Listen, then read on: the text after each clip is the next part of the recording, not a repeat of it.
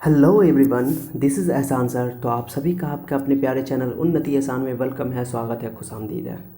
तो आज बहुत इम्पॉर्टेंट ये लेसन होने वाला है, बस आप मेरे साथ बने रहें। इस लेसन के स्टार्ट मैं अभी कुछ खूबसूरत लाइनों के साथ करना चाह रहा हूँ। तो ये आप लोगों के समक्ष ये खूबसूरत लाइनें हैं, सुने और अगर अच्छा लगे तो कमेंट करके ज़रूर बताना आप लोग, ठीक है। राह में मुश्किल होगी हज़ार, तुम दो कदम बढ़ाओ तो सही। राह में मुश्किल होगी हज़ार, तुम दो कदम बढ़ाओ तो सही। हो जाएगा हर सपना साकार, तुम चलो तो सही, तुम चलो तो सही। मुश्किल है पर इतना भी नहीं, मुश्किल है पर इतना भी नहीं कि तू कर ना सके। मुश्किल है पर इतना भी नहीं कि तू कर ना सके। दूर है मंजिल लेकिन इतना भी नहीं कि तू पा ना सके। दूर है मंजिल लेकिन इतना भी नहीं कि तू पा ना सके। तुम चलो तो सही, तुम चलो तो सही।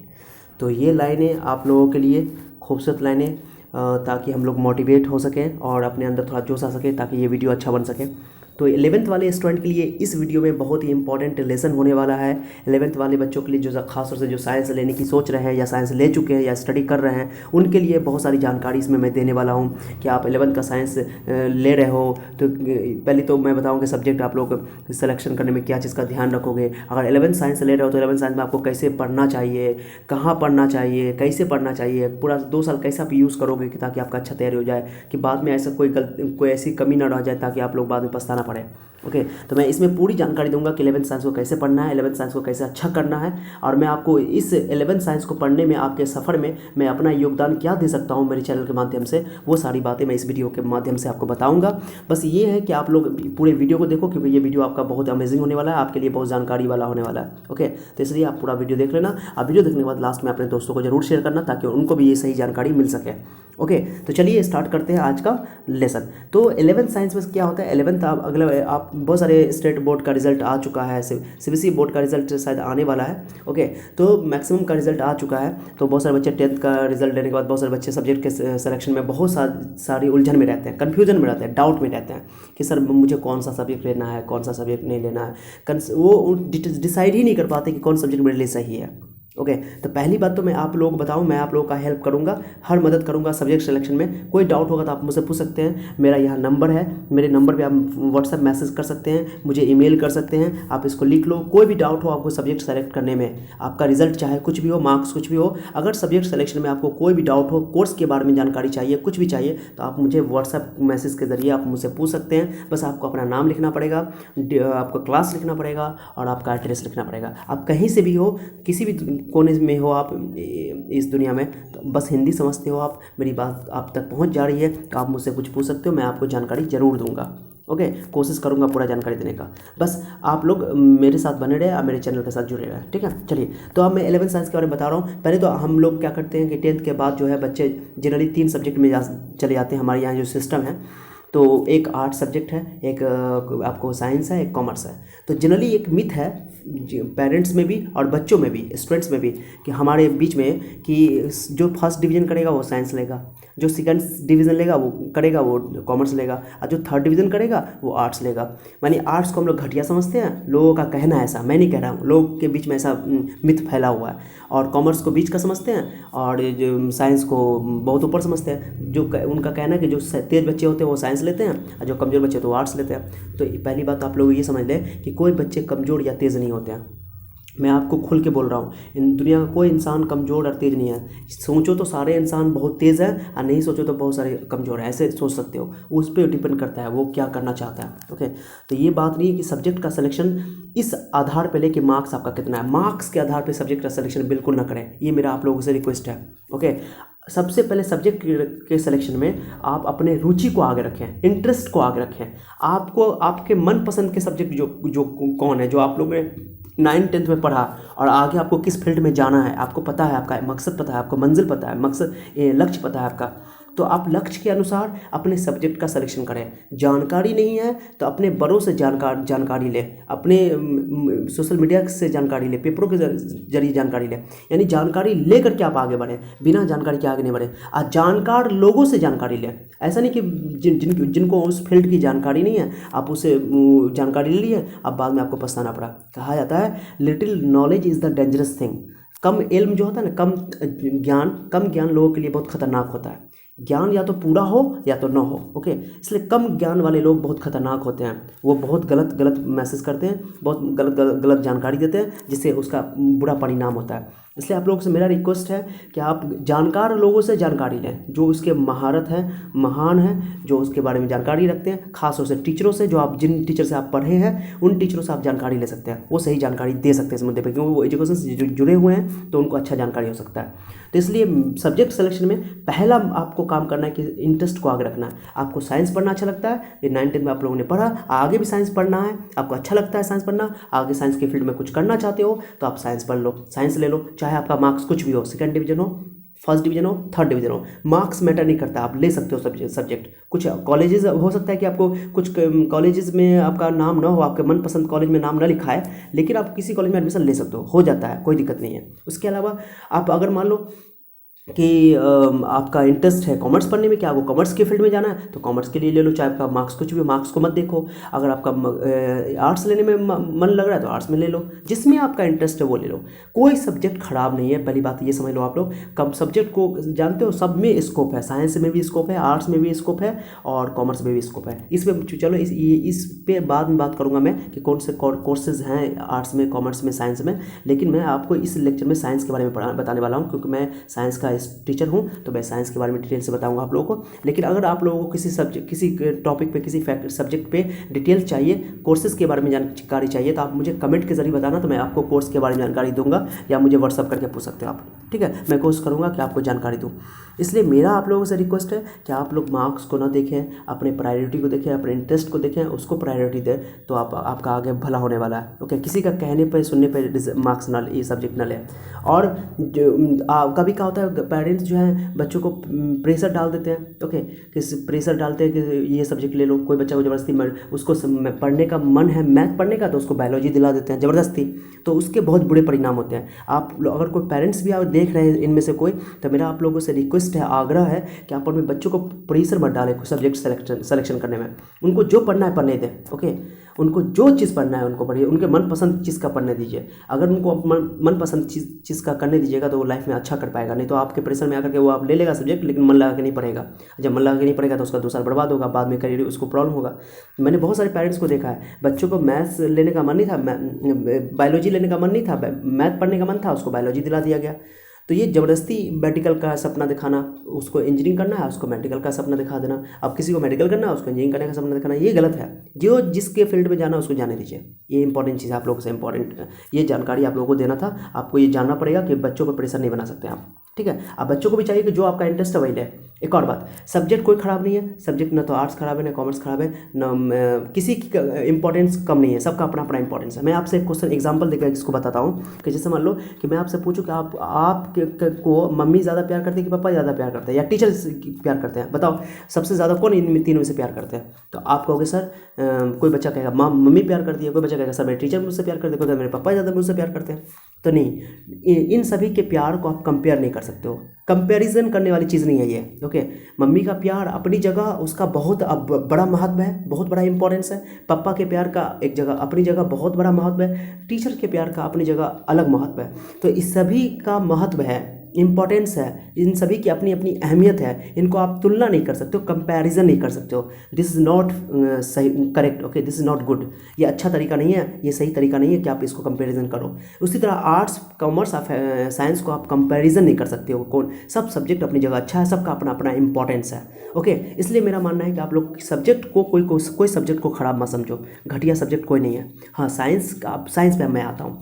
साइंस अगर कोई बच्चे ले रहे हैं तो मैं साइंस का कुछ फ़ायदा बता रहा हूँ। मैं अब टॉपिक स्टार्ट कर रहा हूँ साइंस पे, क्योंकि मेरा ये टॉपिक जो है, लेसन जो है साइंस के बारे में ही है, साइंस के स्टूडेंट के लिए ही, 11th के साइंस के स्टूडेंट के लिए। ओके, तो आप जो बच्चे को अगर आर्ट्स और कॉमर्स के बारे में जानकारी चाहिए तो आप मुझे कमेंट करके पूछना, तो मैं आपको कमेंट के जरिए या व्हाट्सअप के जरिए मैं आपको जवाब देने की कोशिश करूँगा, ठीक है। चलो, तो साइंस के बच्चों के लिए मैं स्पेशल कुछ जानकारी देता हूँ, बहुत इंपॉर्टेंट है ये बात सब, जिसको जान करके आप, साइंस के बच्चे बहुत गलती करते हैं, वो गलती भी दूर कर लेना आप लोग। देखो, आपके बड़े सीनियर जो गलतियाँ किए हैं, वो गलतियां आपसे ना हो, आप अपने करियर में अच्छा कर सको, इसलिए आपको ये बातें बताई जा रही हैं। ओके, इसलिए आपको ये जान करके जो बच्चा इसको फॉलो करेगा उसका बहुत अच्छा होने वाला है, उसका करियर बनने वाला है, क्योंकि ये 11th 12th जो है ना बहुत इंपॉर्टेंट है।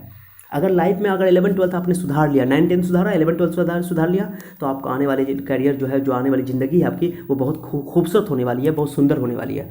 बस इसको आप लोग सुधार लो। ओके, तो अब मैं बता रहा हूँ कि 11th के बच्चे जो है, जो साइंस लेने जा रहे हैं, ओके, पहली बात तो वो मार्क्स को ना देखें। अब पहली बात, ये कोई बच्चा सोच रहा है कि सर मुझे साइंस लेना बहुत अच्छा लगता है, लेकिन साइंस में सुनने में आया कि बहुत भारी है, साइंस बहुत टफ है। तो मैं पहले बताऊँ कि दुनिया का कोई सब्जेक्ट टफ नहीं है। ओके, दुनिया में सारी चीज़ें इंसानों ने ही बनाई है, इंसान ने इतने बड़े बड़े काम कर लिए हैं, तो साइंस क्या किस खेत की मूली है। तो साइंस बहुत ईजी सब्जेक्ट है, पहली बात तो ये समझो, क्योंकि साइंस कंप्लीटली लॉजिकल है, कंप्लीटली कंसेप्चुअल है, समझने की चीज़ है। ओके, वो डिपेंड करता है कि आप किस टीचर से पढ़ रहे हो, टीचर इंपॉर्टेंट है। ओके, आप कितने तेज हो, कितने वीक हो। मैं हमेशा बोलता हूँ कि बच्चे तेज या वीक नहीं होते हैं, कमज़ोर या तेज नहीं होते हैं, इस टीचर लेकिन तेज और वीक होते हैं, टैलेंटेड और वीक होते हैं। मैं टीचर को इस आधार पे नहीं कर रहा हूँ कि टीचर खराब है या अच्छे हैं, इस आधार पे नहीं कह रहा हूँ। मैं टीचर के नॉलेज के आधार पे कर रहा हूँ, टीचर के टीचिंग एक्सपीरियंस के आधार पे कह रहा हूँ, टीचर के टीचिंग स्टाइल के आधार पे कह रहा हूँ। ओके, तो एक टीचर टैलेंटेड हो सकते हैं और टीचर कम टैलेंटेड हो सकते हैं, ओके, वीक हो सकते हैं वही, क्योंकि एक अच्छा टीचर ही एक किसी भी टाइप के स्टूडेंट का लाइफ बदल सकते हैं। ओके, लेकिन ये कि स्टूडेंट की तरफ से भी कुछ कोशिश होनी चाहिए, कोशिश होगी तो ही होगा, दोनों तरफ से होगा, दोनों हाथों से ताली बजती है, एक हाथ से ताली नहीं बजती है। ओके, तो ये इंपॉर्टेंट चीज़ है। तो एक अच्छे टीचर का सिलेक्शन करना सबसे पहली प्रायोरिटी है 11th कोई भी सब्जेक्ट को पढ़ने के लिए। ओके, एक टीचर आपका बहुत कुछ होता है, गुरु होता है, हर लाइफ के हर मोमेंट पे होता है। इसलिए मेरा ये मानना है कि आप साइंस में अगर पढ़ ले रहे हो 11th में, तो साइंस के लिए एक अच्छा टीचर ढूंढो। सब्जेक्ट कोई टफ नहीं है, सब्जेक्ट बहुत ईजी है। बहुत सारे बच्चे बोल रहे हैं कि सब्जेक्ट ईजी है, मेरा टफ है, 3rd डिवीजन मैं लिया हूँ तो मुझे दिक्कत होगी मैथ में, मुझे दिक्कत होगी फिजिक्स में। कोई दिक्कत नहीं होगा, बस अच्छा टीचर के पास पढ़ो। अब मैं इसमें आपको मदद करूंगा, आपकी जहाँ तक होगा मैं आपकी मदद करूंगा। ओके, 11th में मैं पूरा फंडामेंटल आपको इस चैनल के माध्यम से 11th का पढ़ाऊंगा। मैं तो इस साल तो इस ईयर में मैं आपको 11th का पूरा कोर्स तो नहीं पढ़ाऊंगा चैनल के माध्यम से, लेकिन ये बात मैं तय कर लेता हूँ, मैंने प्रॉमिस करता हूँ आपको कि आपका 11th का जितना भी फंडामेंटल होगा, बेसिक होगा, मैं आपको पढ़ा दूंगा इस ईयर में। अगले साल मैं फिर 11th का डालूंगा, क्योंकि मैं इस बार 10th और 12th को डाल रहा हूँ, अब वीडियो अपलोड कर रहा हूँ। ओके, तो इसलिए आप लोग सब्जेक्ट टफ नहीं है, पहली बात साइंस, पहली बात तो ये हो गई। दूसरी बात कि साइंस में कुछ बच्चे जो हिंदी मीडियम से पढ़ के आते हैं, जैसे यूपी बोर्ड, बिहार बोर्ड और भी बोर्ड जो जिसमें हिंदी मीडियम से बच्चे पढ़ के आते हैं, तो साइंस में जनरली बच्चे इंग्लिश में पढ़ते हैं, क्योंकि इंग्लिश में पढ़ना साइंस को ईजी होता है। बाद में साइंस में इंग्लिश में आप पढ़ते हो तो आपको आसानी होती है हर चीज़ समझने में, क्योंकि आगे जो है इंग्लिश में ही सारी चीज़ें हैं। ओके, तो इंग्लिश में पढ़ना कंपैरेटिवली ईजी है साइंस। ओके, तो जो हिंदी मीडियम से बच्चे आते हैं तो उनके दिमाग में एक मिथ होता है कि सर हम तो हिंदी से आए हैं, इंग्लिश में बहुत दिक्कत होगी, मुझे लिखने नहीं आता इंग्लिश, कितने को तो इंग्लिश का राइटिंग खराब है, राइटिंग का प्रॉब्लम है, किसी को राइटिंग फास्ट नहीं होता उसके लिए दिक्कत है, तो किसी को वर्ड का प्रॉब्लम है कि सर वर्ड मीनिंग नहीं आता है। तो मैं आपको बता दूँ कि science is independent of language, science का लैंग्वेज नहीं है। पहली बात तो आप ये समझो, आपने 10th में भी साइंस पढ़ा, और क्या 10th में आप साइंस पढ़ा तो 10th में क्या आप मैथ या साइंस क्या हिंदी में लिखते थे, शुद्ध हिंदी में? नहीं, आप नंबर जो है, अंक जो है, डिजिट जो है वो इंग्लिश में लिखते थे। तो उसी तरह साइंस का एक अपना लैंग्वेज है। Okay, science has its own language, don't worry, science का अपना भाषा है, साइंस का कोई भाषा से उसको कोई लेना देना नहीं है, उसका अपना भाषा है। बस आप क्या करो कि साइंस सबसे इजी सब्जेक्ट है, इंग्लिश का आपको टेंशन नहीं लेना है। आप 1 महीना पढ़ोगे, 15 दिन पढ़ोगे, 20 दिन पढ़ोगे, आपका थोड़ा सा राइटिंग थोड़ा स्लो था ना, वो हो जाएगा फास्ट। ओके, दिक्कत नहीं लेना। इंग्लिश मैटर नहीं करता है साइंस के लिए, इंग्लिश रुकावट हो ही नहीं सकता साइंस के लिए। अगर आप ठान लो तो इंग्लिश कोई बड़ा समस्या नहीं है, 1-2 महीना में आपका प्रॉब्लम सॉल्व हो जाएगा। बस यही है आप लोगों से रिक्वेस्ट है कि साइंस में ये छोटी छोटी बातें जो है, क्योंकि इंग्लिश में दिक्कत होगी, भारी सब्जेक्ट है, कोई भारी सब्जेक्ट नहीं है, कोई हिंदी इंग्लिश का प्रॉब्लम नहीं है, बस पॉजिटिव सोचो और देखो आप आगे बढ़ो। इसलिए मैं कह रहा हूँ कि अच्छा टीचर आपको ये सारी बातें बताएंगे, इसलिए मैं आप लोगों को ये जानकारी दे रहा हूँ। चलो एक बात, आप साइंस के कुछ फ़ायदे देख लो, फीचर्स देख लो, मैं बता रहा हूँ।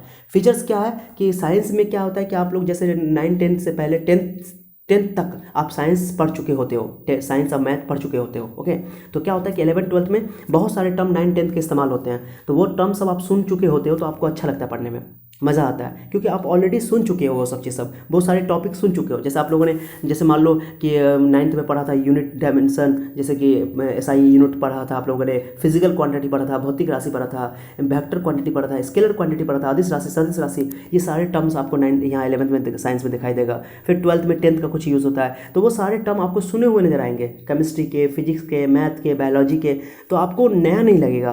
उसी में थोड़ा सा एक्स्ट्रा पढ़ना है, डिटेल पढ़ना है, तो चिंता नहीं करना। साइंस बहुत लॉजिकल है, बहुत ही कंसेप्चुअल है। दुनिया का सबसे ईजी सब्जेक्ट मुझे लगता है साइंस है, क्योंकि मैं साइंस पढ़ाता हूँ इसलिए मुझे पता है। ओके, सबसे ईजी सब्जेक्ट। और फिजिक्स, उसमें भी फिजिक्स सबसे ईजी है, केमिस्ट्री भी ईजी है, मैथमेटिक्स भी ईजी है, सब ईजी है, कोई टफ नहीं है। मैं तो अक्सर कुछ टीचर को मैंने कहते हुए सुना, कुछ टीचर केमिस्ट्री के टीचर हैं, अब वो कहते हैं कि केमिस्ट्री बहुत टफ है। फिजिक्स के टीचर हैं, वो कहते हैं फिजिक्स ही टफ है। अब बताओ, फिजिक्स के टीचर ही बोल रहे हैं बहुत टफ है, तो बच्चों का क्या हाल होगा? बच्चा के सामने अगर ये बात सुनाया जाए कि बच्चा कह रहा है, टीचर कह रहा है कि फिजिक्स ही टफ है, फिजिक्स के टीचर कह रहे हैं कि फिजिक्स ही टफ है, दुनिया में सब मैंने सबसे टफ सब्जेक्ट फिजिक्स है साइंस में। मैथ वाले टीचर अगर बोले कि मैथ सबसे टफ है, तो बच्चों का तो मनोबल ऐसे टूट जाएगा, कि उसका हौसला टूट जाएगा, क्योंकि कह रहा है कि जो टीचर पढ़ाता है वही कह रहा टफ है, तो मेरा क्या होगा? तो मैं आप लोगों को बताऊं, वो सब गलत बात है, वो सब सही बात नहीं है। सब्जेक्ट सबसे इजी है, सब इजी सब्जेक्ट है, सब इंसानों के द्वारा ही बनाया गया है। बस वो डिपेंड करता है टीचर पे और आप पे, आप किस तरह उसको हैंडल कर रहे हो और टीचर आपको कैसे पढ़ा रहा है। मैं दावा करता हूँ कि मैं अपने चैनल के माध्यम से आपको फंडामेंटल पूरा स्ट्रॉन्ग कर दूंगा हर सब्जेक्ट का। वह बस मेरे साथ आप बने रहो, ठीक है? मैं प्रॉमिस करता हूँ। और मेरे वीडियो को आप खूब शेयर करना। पहला फ़ायदा मैंने बताया, साइंस के 11वीं में साइंस पढ़ने का क्या फ़ायदा मैंने बताया, कि अगर इंटर में आप साइंस लेते हो आईएससी में, तो ये मैं बता रहा हूँ कि पहले आप ऑलरेडी साइंस को 10th तक पढ़ चुके होते छोटे क्लास में, तो आपको वो टर्म सब नया नहीं होता है, बिल्कुल आपको सुना हुआ लगता है, तो आपको अच्छा लगता है, पहला बात। दूसरा कि साइंस पढ़ने में क्या होता है कि साइंस में सारी चीज़ें लॉजिकल है, कंसेप्चुअल है, तो क्या होता है कि वो सोचने वाली चीज़ सब है। साइंस पूरा इमेजिन करने की चीज़ है, विजुलाइज करने की चीज़ है। ओके, तो क्या होता है कि साइंस को आप सोचते हो, समझते हो, खूब उसको डेली लाइफ से कनेक्ट करने की जरूरत कोशिश करते हो। तो साइंस से क्या होता है, माइंड डेवलप करता है, आईक्यू लेवल इंक्रीज करता है, आईक्यू लेवल बढ़ जाता है, सोचने की शक्ति बढ़ जाती है। आप एक सिंपल आर्ट्स के स्टूडेंट में फ़र्क देखोगे और साइंस के स्टूडेंट में फ़र्क देखो, तो ये दिमाग का फ़र्क, बहुत बड़ा फ़र्क आएगा। क्योंकि आर्ट्स में भी ऐसा नहीं कि आर्ट्स में लॉजिकल चीज़ नहीं है, हर चीज़ लॉजिकल है, समझने की चीज़ है, लेकिन मैं साइंस में बताऊँ कि 100% जो चीज़ें हैं सब लॉजिकल है, माने मैक्सिमम चीज़ें लॉजिकल है, कंसेप्चुअल है, तो उसको हर चीज़ को सोचना पड़ता है, थिंक करना पड़ता है। थिंक करने से क्या होता है, माइंड डेवलप होता है, सोचने की शक्ति, समझने की शक्ति साइंस के स्टूडेंट के बढ़ जाती है। ओके, ये मेरा मानना है, ठीक है? आप लोगों का हो सकता है सोच मुझसे इत्तेफाक ना रखें, लेकिन मैं ये ऐसा कहता हूँ कि साइंस वाले बच्चों का आईक्यू लेवल थोड़ा इंक्रीज कर जाता है, ठीक है? ये फायदा। दूसरा फायदा मैंने बता दिया आप लोगों को। तीसरा फायदा सुनो, कि आप ऑलरेडी मान लो कि आप इन फ्यूचर माने कि बहुत सारे बच्चे वीडियो देख रहे हैं मेरा, हर तरह के बच्चे देख रहे हैं, हर बैकग्राउंड से, वो लोअर फैमिली से भी हो सकते हैं, मिडिल फैमिली से भी हो सकते हैं, पुअर फैमिली से। ओके, हर फैमिली के बच्चे जनरली तो जो हमारे कंट्री में हालात है सब में मिडिल फैमिली में ही लोग रहते हैं, मिडिल फैमिली में बहुत सारा प्रॉब्लम है, फिर लोअर फैमिली को और प्रॉब्लम है, तो इकोनॉमिकली प्रॉब्लम होता है लोगों को, फाइनेंशियली प्रॉब्लम होता है। तो क्या होता है कि 11th 12th आप साइंस पढ़े होते हो, तो 12th के बाद अगर आपको दिक्कत है पढ़ाई करने में, आपके पापा या आपके पेरेंट पैसा आपके एजुकेशन पे खर्च नहीं कर पा रहे हैं, उनको उतना फिनेंशियली वो स्ट्रांग नहीं है, वो आपको हेल्प नहीं कर पा रहे हैं, तो आप क्या कर सकते हो, साइंस सब्जेक्ट आप अगर पढ़े हुए हो 11th 12th में, तो क्या होता है, चाहे लड़का हो या लड़की, गर्ल्स हो या बॉयज़ हो, तो क्या होता है कि आप किसी स्कूल को ज्वाइन कर सकते हो। तो अंडर 10th तक में आपको स्कूल ज्वाइन करोगे, 1 to 10 पढ़ाओगे किसी बच्चों को, तो उसमें साइंस ही मिलेगा बेसिकली। साइंस के टीचर का ज़्यादा डिमांड होता है, चाहे आप साइंस पढ़ाओ या मैथ पढ़ाओ। ओके, आर्ट्स का भी डिमांड होता है और लैंग्वेज पेपर का भी डिमांड होता है, लेकिन जनरली साइंस के टीचर का डिमांड ज़्यादा होता है, और उसको ज़्यादा देखा गया कि पैसे भी ज़्यादा मिलते हैं। ओके, तो ये पार्शलिटी नहीं होनी चाहिए, लेकिन फिर भी मैं बता रहा हूँ आपको। तो साइंस आप पढ़ा करके आराम से अपना गुजर बसर कर सकते हो आसानी से। आपको साइंस का ट्यूशन भी मिल जाएगा, साइंस के ट्यूशन को भी आप पढ़ा सकते हो, बच्चे भी मिल जाएंगे आपको आसानी से, क्योंकि अक्सर बच्चे 9th तक में साइंस के ही ट्यूशन ढूंढते हैं। तो साइंस आप पढ़ा करके अपना गुजर बसर कर सकते हो, आगे बढ़ भी सकते हो, यही साइंस का फ़ायदा है। अब लेकिन अगर आर्ट्स लो तो आर्ट्स जनरली बच्चे पढ़ते नहीं हैं, कॉमर्स तो 10th के अंडर तक तो बच्चे पढ़ते ही नहीं हैं, तो ये प्रॉब्लम है साइंस का, ये फ़ायदा समझा साइंस का। अब ये आपको कुछ 3-4 फायदे बताए मैंने। ओके, चलो अब कुछ और एक्स्ट्रा बात करते हैं, और भी फायदे साइंस के हैं, लेकिन जो कोर्सेज है आगे, मान लो आप साइंस पढ़ रहे हो तो आप आगे इंजीनियरिंग कर सकते हो। इंजीनियरिंग में हज़ारों कोर्स है, आपको मैं बता दूँ, सिर्फ हम लोग बीटेक का नाम सुनते हैं, बीटेक नहीं है, बीटेक के अंदर बहुत सारे कोर्सेज हैं, जो कि आगे आपको जानकारी दूंगा मैं डिटेल से, ठीक है?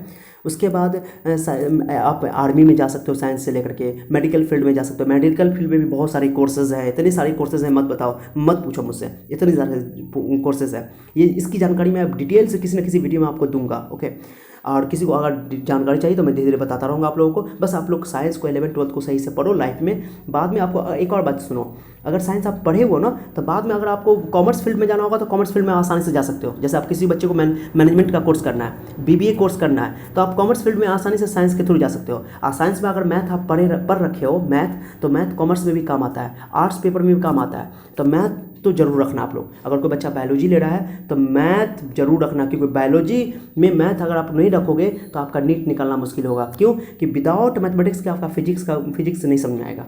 पहली बात तो ये समझो आप लोग, ओके। अब मैं अपने चैनल के माध्यम से आपको बेसिक मैथमेटिक्स पढ़ाऊंगा पूरा, ओके। फंडामेंटल मैथ पढ़ाऊंगा, फिजिक्स भी पढ़ाऊंगा, केमिस्ट्री भी पढ़ाऊंगा, बेसिक पूरा दे दूंगा आपको चिंता नहीं करना इसका। मेरे चैनल से आप जुड़े रहो, बस हो गया, ओके। अब उसके बाद मैं पूरा बेसिक बताऊंगा। तो इसलिए जो बायोलॉजी के स्टूडेंट हैं, जो नीट करना चाहते हैं, नीट के थ्रू कोई मेडिकल में जाना चाहते हैं, तो मेरा उनसे रिक्वेस्ट है कि आप, जो मेरे पेरेंट्स भी देख रहे हैं उनको भी बता रहा हूँ कि आप मैथ्स जरूर रखें, बच्चों को मैथ जरूर रखवाएं। क्योंकि मैथ के बगैर ना तो बच्चों का फिजिक्स, क्योंकि जो 9th-10th में आप लोगों ने पढ़ाया बच्चों को, तो 9th-10th के फिजिक्स में उतना न्यूमेरिकल नहीं था, लेकिन 11th-12th का जो फिजिक्स है इसमें कम्प्लीटली मैथमेटिकल बेस्ड है, ये पूरा न्यूमेरिकल बेस्ड होता है। इसलिए मेरा मानना है कि आप लोग फिजिक्स में जरूर, बायोलॉजी बच्चों को दिलवाओ तो उसमें मैथ जरूर डलवाओ बच्चों को, ओके। चाहे आप किसी बोर्ड से हो, मैथ जरूर रखना आप लोग, ठीक है। और जो मैथ रख रहे हैं तो मैथ ले ही ना है, मैथ को तो रखना ही अच्छी बात है। मैथ पढ़ना बहुत आगे फायदेमंद रहेगा आप लोगों के लिए, ठीक है। तो मैथ को बिल्कुल इग्नोर नहीं करना, क्योंकि विदाउट आप जितने भी अपने अगल बगल में देख लो, आप जहाँ भी पता कर लो कि जिन बच्चों ने नीट निकाला है उनको मैथ पढ़ना पड़ा है, चाहे वो अलग से क्लास मैथमेटिक्स का लिए हो, चाहे वो स्पेशल क्लास मैथमेटिक्स का लिए हो, लेकिन मैथमेटिक्स का क्लास करना पड़ता है, क्योंकि वो उनको फिजिक्स समझ में नहीं आएगा फिर।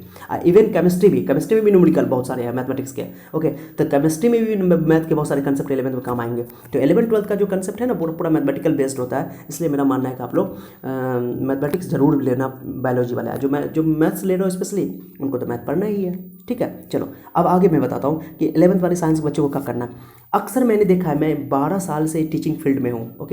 मेरी बहुत लंबी एक्सपीरियंस है, तजर्बा है, अनुभव है मेरे पास पढ़ाने का, ओके, इस फील्ड में। तो मैंने देखा कि अक्सर बच्चों का 9th क्लास बच्चे अच्छे से नहीं पढ़ते हैं, 11th क्लास अच्छे से नहीं पढ़ते हैं, मैक्सिमम बच्चे, मैंने 100 में से बोलो 90% बच्चे जो है, 90% मैं बोल रहा हूँ कि बच्चे न तो 9th सही से पढ़ते हैं और ना 11th सही से पढ़ते हैं। इस कारण क्या होता है कि बच्चे 11th सही से नहीं पढ़ते हैं, तो क्या होता है कि 12th में उनको दिक्कत होता है बोर्ड एग्जाम के लिए। 12th में दिक्कत होता है, 12th में तो बहुत मेहनत करके, 10th में बच्चे बहुत मेहनत करते हैं, 12th में बच्चे बहुत मेहनत करते हैं, 11th में 9th में मेहनत नहीं करते, तो उनका 11th और 9th खराब हो जाता है। तो 11th जब आपका खराब हो जाएगा तो क्या होगा, आपको 12th में दिक्कत होगा। लेकिन फिर भी ज़बरदस्ती बच्चे लोग जो है रट के 12th को बहुत मेहनत करके रिजल्ट लाता है, मार्क्स लाता है। लेकिन बाद में जब आप कोई चीज़ की तैयारी करने के लिए बैठोगे, कंपटीशन की तैयारी करने के लिए बैठोगे, तो आपको वहाँ पर रट्टा हुआ काम नहीं आएगा, मेरी बात आप लोग समझना। और वहाँ पे फिर 11th आपको पढ़ना पड़ेगा। तो अगर आप स्टार्टिंग में ही 11th सही से पढ़े हुए हो तो आपका नीट निकालना या मेडिकल का कोई एग्ज़ाम देना या जी का एग्ज़ाम निकालना बहुत आसान हो जाएगा आपके लिए। अगर 11th आप, मेरा गौर से मेरी बातों को सुनना, 11th पढ़ना बहुत ज़रूरी है। अक्सर कोचिंग इंस्टीट्यूट में पढ़ाया जाता है 11th, तो 50% भी सिलेबस खत्म नहीं होता है। बहुत कम टीचर हैं जो खत्म कर पाते हैं 60-70%, नहीं तो 100% तो 11th तो कहीं खत्म होता नहीं है। ऑलरेडी बच्चे लेट से स्टार्ट करते हैं क्लास, ऊपर से बच्चे लोग भी कंसियस नहीं होते हैं और बहुत सारी मोटी मोटी बुक पढ़ने लगते हैं। फिजिक्स की बहुत सारी न्यूमेरिकल की बुक खरीदवा देते हैं टीचर लोग, कंप्लीट नहीं होता है। तो मेरा ये मानना है कि आप 11th में मेरी बात को अगर फॉलो करो आप लोग, तो 11th में पूरा एनसीईआरटी आप लोग पढ़ना, ऐसे टीचर से पढ़ना जो सिर्फ एनसीईआरटी पढ़ा रहे हो, एनसीईआरटी के हिसाब से पढ़ा रहे हो, एनसीईआरटी के टॉपिक के आधार पर पढ़ा रहे हो। क्या होगा, आपका सिलेबस भी जल्दी कवर होगा, 11th कवर होगा आपका। तो 11th अगर आप लोग से 50% भी अगर सही से पढ़ते हो ना, तो आपको आगे दिक्कत नहीं होगा। देखते हो अक्सर बच्चों का नीट और जी का एग्ज़ाम फर्स्ट अटेम्प्ट में नहीं निकलता है, 1 साल तैयारी कर लेता है तब भी नहीं निकलता है। कोई कोटा चला जाता है, कोई पटना चला जाता है, कोई दिल्ली चला जाता है, कोई बेंगलुरु चला जाता है, सब बच्चा का नहीं निकलता। बताओ कोटा में आपको मालूम है 1 लाख से ऊपर स्टूडेंट हर साल वहाँ जाता है तैयारी करने के लिए। अब बच्चे का रिजल्ट कितना आता है, सिर्फ 10%, 5% रिजल्ट आता है। सब बच्चे क्यों नहीं पास करते हैं साहब, क्यों नहीं करते हैं? जब कोटा में बच्चे लोग जाते हैं तो क्या कोटा में कोई जादू की छड़ी तो नहीं है क्योंकि जाकर उठा के ले आता है, पैसा खर्च करता है बच्चे लोग? नहीं, वही बच्चे कोटा में जाकर के कामयाब होते हैं। मैं ये नहीं कर रहा हूँ कि कोटा में अच्छे टीचर नहीं, कोटा में बहुत बेहतरीन पढ़ाई होती है, लेकिन स्टूडेंट पे डिपेंड करता है। अगर आपका फंडामेंटल ठीक है, आपका 11th का 10th का 11th का बेस ठीक है, 12th का बेस ठीक है, अगर बेस भी ठीक है ना, तो आप आराम से कोटा दिल्ली कहीं भी जाकर के आप स्टडी करके आप ये जी मेन का एग्ज़ाम, नीट का एग्ज़ाम निकाल सकते हो। फंडामेंटल होना चाहिए, नहीं तो बहुत सारे गार्जियन हैं जो बच्चों पे बहुत सारे पैसे खर्च करके लाखों लाख खर्चा करते हैं और बच्चों का रिजल्ट नहीं होता है। 1-1 साल तैयारी करते हैं, 2-2 साल तैयारी करते हैं, फिर भी बच्चों का रिजल्ट नहीं होता है। तो मेरा ये मानना है कि बच्चों को फंडामेंटल पर ध्यान दो आप लोग को। इसलिए मैं बोलता हूँ कि फंडामेंटल पर ध्यान दोगे तो बहुत मज़ा आएगा, बाद में नहीं तो पछताना पड़ेगा आपको। ओके, ये बेस स्ट्रॉन्ग होना तो दुनिया के किसी कोने में आप जाके स्टडी कर सकते हो, किसी टीचर को समझ सकते हो, कितनों भारी टीचर से पढ़ो, कितनों भारी बड़ा टीचर कुछ नहीं होता है। बड़ा टीचर आपके लिए वही है जो आपको समझा दे, बात खत्म। ओके, ये इंपॉर्टेंट चीज़ है। तो इसलिए आप लोग से मेरा रिक्वेस्ट है कि 11th को पहले आप लोग सही करो, क्या बच्चों के अंदर में एक दिमाग में ये बात बैठा हुआ कि 11th first year is rest year, ऐसा नहीं करना आप लोग प्लीज़। ओके, देखो आने वाला जो ज़िंदगी आपको, ये 2 साल आप लोग सुधार लो अपनी ज़िंदगी का, ओके। डिस्ट्रैक्शन से बचो आप। बच्चे, बहुत सारे बच्चे हमसे शिकायत करते रहते हैं, सर बहुत सारे डिस्ट्रैक्शन होते हैं, व्हाट्सएप यूज़ करते हैं, फेसबुक यूज़ करते हैं सर, बहुत सारे गर्लफ्रेंड एंड बॉयफ्रेंड का चक्कर है सर, ये प्रॉब्लम है, वो प्रॉब्लम है। देखो ये सब बहाने आप लोग का नहीं चलेगा, ओके। बहाना आप लोग करना छोड़ो और आप लोग अपने आप पे विश्वास रखो, अपने आप को बनाने की कोशिश करो, ठीक है। ये आपको मैं बता सकता हूँ, मैं जैसे मैं इतनी बातें आपको बता रहा हूँ अभी, क्या सभी बातें क्या आप सब बच्चे फॉलो कर लेंगे? नहीं कर पाएंगे। वही बच्चे फॉलो करेंगे, सुन तो रहे हैं सब, लेकिन फॉलो जो बच्चे करेंगे वही, उन्हीं की ज़िंदगी में बदलाव आएगा, परिवर्तन आएगा, चेंज आएगा, ओके। अगर ज़िंदगी में चेंज चाहते हो आप लोग, ओके, तो खुद पर विश्वास रखो, ओके, और खुद को आगे बढ़ाने की कोशिश करो। कोई बच्चा बोलता है, जैसे मैंने अभी बताया आपको मोटिवेट कर रहा हूँ मैं, तो आप तो थोड़ी देर के लिए मोटिवेट हो गए, लेकिन हमेशा के लिए मोटिवेट नहीं रह सकते हो। अगर मोटिवेट रहना है तो अंदर से खुद से मोटिवेट रहो। मेरे एक बच्चे ने क्वेश्चन पूछा मुझसे, सर मैं क्या करूँ, मुझे क्या करना चाहिए कि मुझे हमेशा मोटिवेट रहूँ ताकि मैं अपनी पढ़ाई को आगे कर सकूँ या अपने काम को अच्छा से कर सकूँ। देखो, तो ये कोई आपको दूसरा मोटिवेट नहीं करेगा। सेकंड एलिमेंट या आउटर एलिमेंट या एक्सटर्नल एलिमेंट आपको बाहर से कोई मोटिवेट नहीं करेगा, आपको खुद से अंदर से मोटिवेट होना पड़ेगा। आपको अपना मकसद तय करना पड़ेगा, एम तय करना पड़ेगा। अब उस एम को आपको डेली याद रखना पड़ेगा। हर दिन सोने से पहले आप उस एम को आप याद करो, सुबह उठने से पहले उस एम को याद रखो और उसके अकॉर्डिंग काम करो और उसकी जानकारी लेके आगे बढ़ो, उसके जानने वालों से जानकारी लेकर के आगे बढ़ो, तो देखो आप आगे लाइफ में जरूर अच्छा करोगे, ओके। तो इसलिए मेरा मानना है कि आप लोग साइंस को 11th को अच्छे से पढ़ो, ओके। और आज 11th साइंस में कुछ और बात है कि अगर 11th में जब साइंस स्टडी करो तो पहली बात तो आप लोग मोटी मोटी बुक मत खरीदना ज़्यादा, वैसे टीचर के पास पढ़ो जो एनसीईआरटी पढ़ाए। NCERT is the best book in our country, okay. NCERT से बेस्ट बुक कुछ नहीं है। बस हाँ, अब बात रही उसको एक्सप्लेन करने वाला था, टीचर के पास आप तो पढ़ोगे ही पढ़ोगे, जो भी कोचिंग में पढ़ो, आप कोचिंग इंस्टीट्यूट में या किसी टीचर से आप ट्यूशन ले रहे हो या ऑनलाइन पढ़ रहे हो, आप ऑनलाइन भी क्लास ले सकते हो, तो आप उन टीचर से पढ़ो जो आपको ज़्यादा लगेज ना दे, ओके, ज़्यादा बुक्स अपना खरीदवाए। आप सिर्फ एनसीईआरटी रखना अपने पास। फिजिक्स में 2 वॉल्यूम है, केमिस्ट्री में 2 वॉल्यूम है, फिर बायोलॉजी में 1 वॉल्यूम है 11th क्लास में, फिर मैथ में एनसीईआरटी का 1 वॉल्यूम है, उसी को पढ़ो आप लोग। और टीचर आपका काम है कि 50 बुक पढ़ेगा, टीचर का काम है 5-10 बुक पढ़ेगा, उसका क्वेश्चन कलेक्शन करके आपके पास देगा, ओके, वो टीचर का काम है। आप सिर्फ एनसीईआरटी फोकस करो, मेरा ये मानना है, तभी आप सिलेबस 11th का कवर कर पाओगे। नहीं तो 11th का सिलेबस कंप्लीट इसलिए बच्चों का नहीं होता है, सिलेबस कवर नहीं होता है, इससे बाद में दिक्कत होती है उसको। समझ ना आप लोग, एक एक बात को मैं बता रहा हूँ आप लोगों को, ओके। इसलिए एक एक बात को फॉलो करना आप लोग, और जिस टीचर से पढ़ो उसके पास डट के पढ़ो, छोड़ छाड़ नहीं करो। मैंने देखा है कि 11th क्लास में 90% बच्चों का जो सब्जेक्ट खराब होता है वो घूमने के चक्कर में, यहाँ पढ़ना वहाँ पढ़ना, एक टीचर को छोड़ के दूसरे टीचर के पास जाना, फिर तीसरा टीचर के पास जाना, फिजिक्स एक बार नहीं समझा। तो इसलिए शुरू में पूरे लोगों से जानकारी ले लो आप लोग, आप अपने बड़ों से जानकारी ले लो कौन अच्छा पढ़ा रहा है, या ऑनलाइन पता कर लो। ऑनलाइन पता करने के बाद आप वहाँ ज्वाइन कर लो, आप उसके पास डट के पढ़ो। और इंडिविजुअल कोचिंग मत करना, फिजिक्स अलग टीचर के पास, केमिस्ट्री अलग टीचर के पास, बायोलॉजी अलग टीचर के पास, मैथमेटिक्स अलग टीचर के पास, इंग्लिश अलग टीचर के पास। इससे क्या होगा, आपका टाइम नहीं बचेगा। Time is very important. अगर टाइम को अगर आप लोगों ने मैनेज करना नहीं सीखा 11th क्लास में, 10th क्लास में क्या था, 1-2 कोचिंग था, तो आप लोगों ने बहुत आराम से घर पे सेल्फ स्टडी किया, बहुत टाइम मिलता था घर पे सेल्फ स्टडी करने का। लेकिन 11th क्लास में सेल्फ स्टडी का मौका नहीं मिलता है अगर आप लोग इंडिविजुअल कोचिंग करोगे, अलग अलग कोचिंग करोगे, तो इसमें आपका समय बर्बाद होगा। क्योंकि अगर कितनों कोचिंग हो ना, अगर अगल बगल में कोचिंग हो ना, तो आपका टाइम वेस्ट होगा।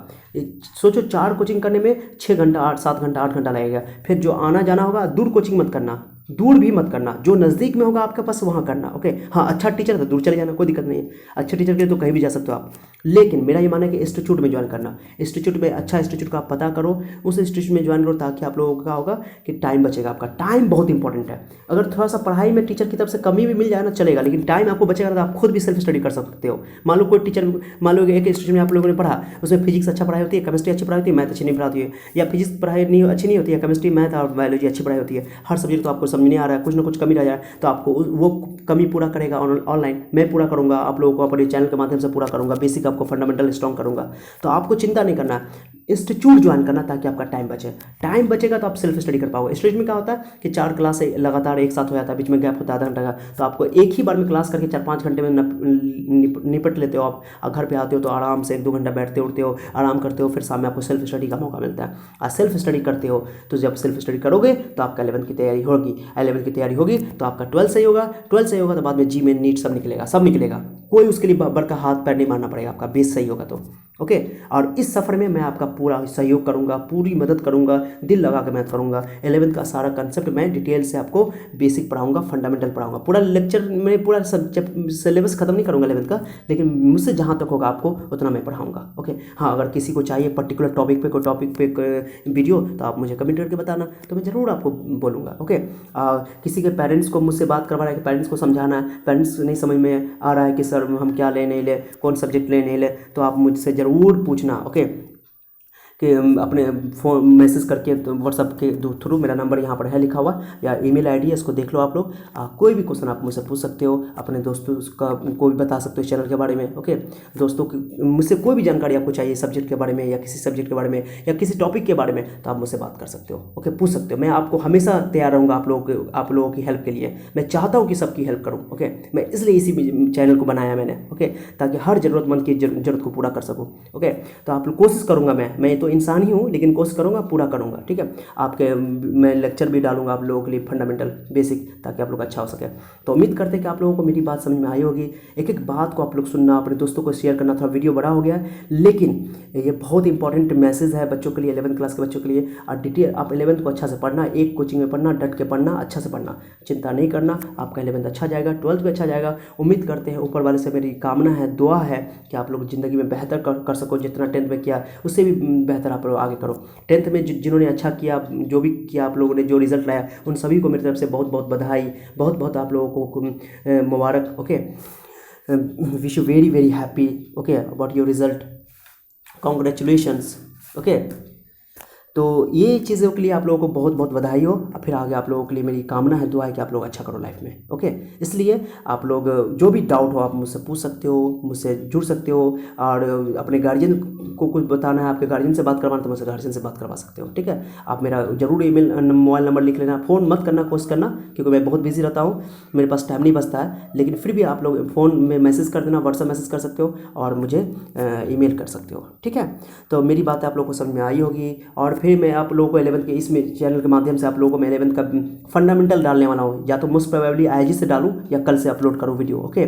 मैं फंडामेंटल डालूंगा, साइंस का बेसिक डालूंगा, वो फिजिक्स के लिए और केमिस्ट्री के लिए, दोनों के लिए कॉमन रहेगा, दोनों के लिए कॉमन रहेगा ओके। तो मैं फंडामेंटल डालने वाला हूँ, मैथ का भी बेसिक पढ़ाऊंगा, फिजिक्स का भी बेसिक पढ़ाऊंगा, केमिस्ट्री का भी बेसिक पढ़ाऊंगा ओके। तो वही मैं आज से या कल से मैं आप लोगों का 11th का थोड़ा थोड़ा करके, छोटा छोटा वीडियो मैं बना करके आप लोगों को फंडामेंटल भेजने वाला हूँ। तो आप लोग देखना, अपने दोस्त को शेयर जरूर करना, और इस वीडियो को भी लाइक कर देना, अच्छा लगा हो तो लाइक करके जाना। और चैनल सब्सक्राइब नहीं किया आप लोग तो चैनल सब्सक्राइब कर लेना, ताकि मैं कोई भी वीडियो डालूँ तो आपको उसका नोटिफिकेशन आपको मिल जाए। एक बार चैनल सब्सक्राइब भी कर लेना, उसके बगल में जो घंटे का जो साइन है उसको भी दबा देना, ताकि आप लोगों को नोटिफिकेशन मिल जाए ओके। तो चलिए, इसी तरह आप लोग अपना प्यार मुझे देते रहिए, मैं भी आप लोगों को प्यार करते रहूँगा इसी तरह ओके। आप लोगों के लिए जो भी जहाँ तक होगा मुझसे मैं आप लोगों के लिए करता रहूँगा, टाइम निकाल करके ठीक है।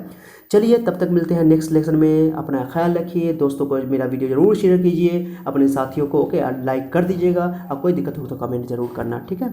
चलिए, मिलते हैं नेक्स्ट लेक्चर में 11th के साइंस के साथ, बेसिक साइंस के साथ ओके। तब तक ख्याल रखिए अपना, बाय बाय।